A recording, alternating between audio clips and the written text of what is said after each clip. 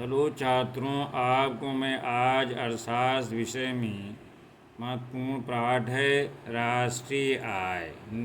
इसको इंग्लिश में क्या कहेंगे? National income. इसके बारे में अपने विचार आप लोगों के समझ रखना चाहता हूँ। पहले आइए देखते हैं डिफिनीशन ऑफ नेशनल इनकम यानी राष्ट्रीय आय की परिभाषा। छात्रों, अर्थशास्त्री प्रोफेसर मार्शल के अनुसार मार्शल ने परिभाषा दी है राष्ट्रीय आय की। देखते हैं क्या है कि किसी देश के श्रम और तथा पूंजी, प्राकृतिक साधनों के काम करके प्रति वर्ष अभौतिक वस्तुओं का, जिसमें सभी प्रकार की वस्तुएं यानी अभौतिक वस्तुएं क्या हैं? ये सर्विसेज हैं, सेवाएं शामिल हैं, उत्पादन करते हैं। यही उस देश की विशुद्ध वार्षिक आय या लाभांश होता है। फिर से देखते हैं छात्रों कि किसी देश के श्रम तथा पूंजी, प्राकृतिक साधनों के काम करके प्रति वर्ष अभौतिक वस्तुओं का, जिसमें सभी प्रकार की सेवाएं शामिल हैं, उत्पादन करते हैं। यही उस देश की विशुद्ध नेट नेशनल इनकम, विशुद्ध वार्षिक आय या लाभांश होता है।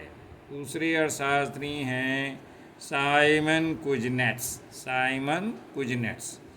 इनके अनुसार राष्ट्रीय आय देश की उत्पादन प्रणाली के द्वारा संपूर्ण वर्ष में यानी उत्पन्न वस्तुओं और सेवाओं का ऐसा प्रवाह है, फ्लो है, जो अंतिम उपभोक्ताओं को प्राप्त होता है अथवा देश की पूंजीगत माल के स्टॉक में शुद्ध योगदान करता है। ये साइमन कुजनेट्स की परिभाषा है। इसको दोनों को याद करना, क्योंकि परिभाषा लिखने को आती है कभी कभी। अब उपयुक्त परिभाषाओं के आधार पर नेशनल इनकम के संबंध में निम्नलिखित बातें ज्ञात होती हैं। क्या ज्ञात होती छात्रों? पहली बात तो ये है कि राष्ट्रीय आय का संबंध किसी विशेष राष्ट्र से होता है। विशेष राष्ट्र जैसे हमारा भारत है, इंडिया है, तो जैसे भारत की राष्ट्रीय आय, यानी पहला क्या है पॉइंट कि राष्ट्रीय आय का संबंध किसी विशेष राष्ट्र से होता है। दूसरी बात छात्रों ये है कि जो राष्ट्रीय आय होती है वो एक स्थिर स्टॉक की धारणा नहीं है, फिक्स नहीं रहता कि यही राष्ट्रीय आय है, बल्कि एक निरंतर चालू रहने वाला प्रवाह है। प्रति सेकंड, प्रति क्षण जो है राष्ट्रीय आय बढ़ती जाती है, घटती है। तो ये एक तरह से फ्लो है। ये नहीं है कि हमारे जेब में 100 रुपये हैं, उसको हम गणना कर लें तत्काल, क्योंकि राष्ट्रीय आय निरंतर चालू रहने वाले प्रवाह की कॉन्सेप्ट है। राष्ट्रीय आय की गणना में उन सभी वस्तुओं और सेवाओं, गुड्स एंड सर्विसेज इंग्लिश में कहेंगे, को सम्मिलित किया जाता है जिनका विनिमय मूल्य होता है, जिनकी कोई कीमत होती है। यानी उन सभी वस्तुओं सेवाओं को हम शामिल करते हैं राष्ट्रीय आय को जोड़ने में, जिनका कोई विनिमय वैल्यू होता है मुद्रा के रूप में। और चौथा क्या है? राष्ट्रीय आय की जब हम काउंटिंग करते हैं गणना में, तो प्रत्येक वस्तु और सेवा का मूल्य केवल एक ही बार शामिल किया जाता है। जैसे दोस्तों ऐसे है कि किसान गेहूं का उत्पादन करता है, एक बार मैंने गेहूं की गणना कर लिया, फिर बाद में जो है फिर उसी से आटा बना, फिर आटे को भी राष्ट्रीय आय में शामिल किया। इस तरह से दोनों एक ही बार शामिल करेंगे, या तो गेहूं को लेंगे प्रतिवर्ष कितना उत्पादन हुआ, या फिर आटे से ही कैलकुलेट कर लेंगे। यानी राष्ट्रीय आय की जब हम गणना करते हैं तो प्रत्येक वस्तु सेवा सर्विसेज का मूल्य केवल एक ही बार शामिल किया जाता है। नेक्स्ट राष्ट्रीय आय की गणना करने में क्या कठिनाइयाँ आती हैं? इंग्लिश में क्या कहेंगे? Difficulties in the measurement of national income. Difficulties माने कठिनाइयाँ होता है। तो छात्रों, राष्ट्रीय आय की गणना करने में निम्नलिखित प्रमुख कठिनाइयाँ आती हैं। पहली बात हम देखते हैं क्या कठिनाइयाँ आती हैं। राष्ट्र की परिभाषा, डिफिनीशन ऑफ नेशन, यानी राष्ट्र शब्द से ये भ्रम हो जाता है कि राष्ट्रीय आय में हम केवल उसी आय को शामिल करेंगे जो एक देश की भौगोलिक सीमाओं के अंतर्गत प्राप्त होती है। जैसे मान लीजिए भारत की राष्ट्रीय आय में होते हैं, तो हम ये सोचते हैं कि भारत का जो मैप है, जितने राज्य हैं, सब राज्य की आय को जोड़ लें तो वही राष्ट्र की परिभाषा में आता है, जबकि ऐसा नहीं है।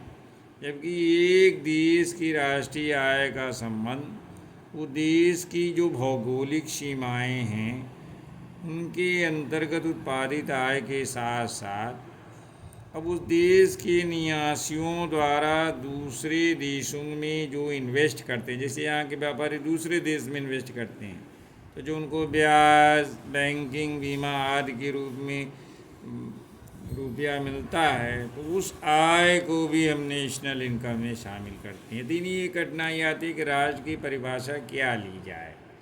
दूसरा है छात्रों, पर्याप्त एवं विश्वसनीय आंकड़ों का अभाव।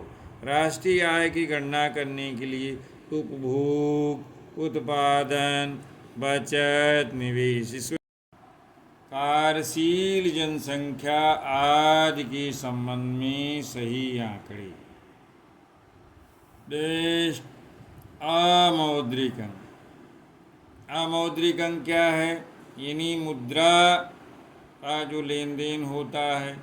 भारत में भी बहुत से ऐसे सिस्टम है जहाँ बिना पैसे के ही लेन देन होता है, तो वही अमौद्रिक अंक कहलाता है। अल्प विकसित देशों में, अंडर डेवलप्ड कंट्रीज़ में अनेक व्यापारिक सौदे, कुछ कॉमर्शियल सौदे ऐसे होते हैं वो बिना मुद्रा के ही हो जाते हैं, पैसे बीच में आते ही नहीं, यानी एक सामान दिए दूसरा सामान ले लिए। और उत्पादन का एक जो महत्वपूर्ण भाग बाजार में बिकने के लिए नहीं आ पाता है, तो कृषि के एक बड़े भाग का उपयोग या तो खेतों पर ही हो जाता है या उसे अन्य वस्तुओं के बदले में दे दिया जाता है। तो उत्पादन के इस भाग के लिए कोई मापक जो है, मेजरमेंट प्राप्त करना राष्ट्रीय आय के लिए बहुत कठिन हो जाता है। नहीं, जहाँ पैसे लेन देन नहीं होता तो कैसे पता चले करेंगे आप राष्ट्रीय आय? तो ये दूसरी प्रॉब्लम आती है राष्ट्रीय आय की गणना में। तीसरी प्रॉब्लम है, चौथी प्रॉब्लम क्या है? व्यावसायिक विशिष्टीकरण का अभाव। कार्यों का स्पष्ट रूप से विशिष्टीकरण ना होने के कारण, स्पेशलाइजेशन ना होने का ये ज्ञात करना कठिन हो जाता है कि कौन सी आय जो है वो औद्योगिक है, कौन सी इंडस्ट्रियल आय है और कौन सी आय कृषि से। जैसे मैंने गेहूँ और आटे का दिया, अब आटा जो है बन जाता है तो इंडस्ट्रियल आय में आ जाएगा, अब गेहूँ है तो कृषि से संबंधित में आएगा। तो हम किस जगह इसको जो है काउंट करें राष्ट्रीय आय में, क्योंकि आय तो एक ही बार होगी। तो इस तरह से कृषि और उद्योगों का जो उत्पादन है वो पर्याप्त बिखरा हुआ है और संगठित रहता है। यानी गाँव में अभी भी छोटे छोटे किसान जो अपने लिए पैदा करते हैं, कितना आपस में बार्टर सिस्टम अपनाते हैं, तो संगठित क्षेत्र है, जिसके कारण राष्ट्रीय आय का जो आकलन, इस्टीमेट करना और भी कठिन हो जाता है। नेक्स्ट, राष्ट्रीय आय में सम्मिलित वस्तुएं। राष्ट्रीय आय की गणना करने में एक मुख्य कठिनाई ये आती है कि राष्ट्रीय आय के अंतर्गत किस प्रकार के माल, गुड एंड सर्विसेज को रखा जाए। ऐसी वस्तुओं जिनका कोई मौद्रिक मूल्य नहीं होता का क्या किया जाए। यदि इन्हें राष्ट्रीय आय में शामिल कर लिया जाए तो इन्हें किस प्रकार से हम मापें, यानी मेजरमेंट कैसे करें। इसके अतिरिक्त इनके संबंध में पर्याप्त स्टैटिकल यानी सांख्यिकी सामग्री, आंकड़े भी नहीं उपलब्ध हो पाते।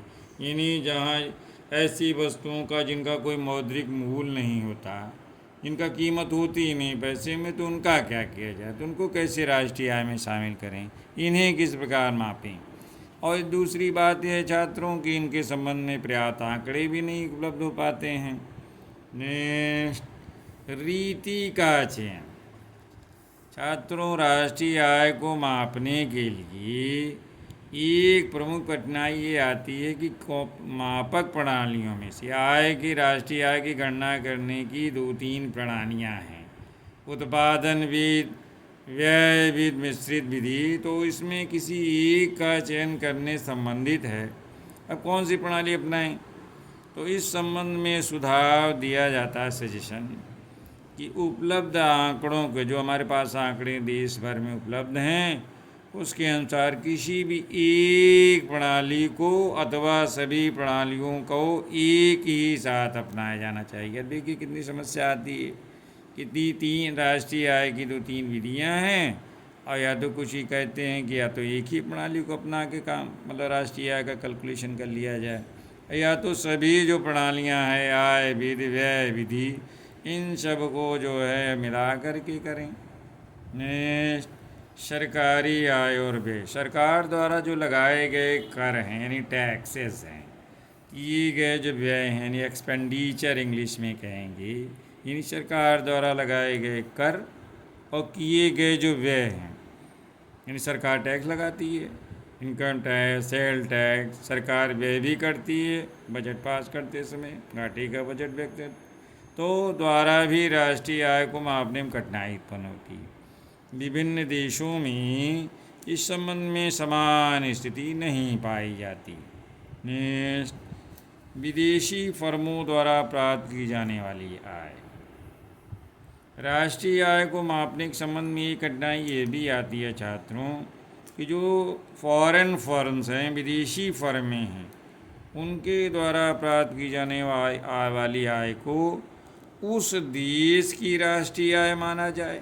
जो विदेशी फर्म है, जैसे मान लो अमेरिका की कोई फर्म हमारे यहाँ कमा रही है, तो वो ये आय किस देश की मानी जाएगी, अपनी इंडिया की मानी जाएगी, और उस देश की, जिस देश की वो फर्म है जिसमें कोई स्थित है, अथवा उस देश की राष्ट्रीय आय का भाग माना जाए जहाँ उनका अपना ऑफिस है। दोहरी गणना की संभावना।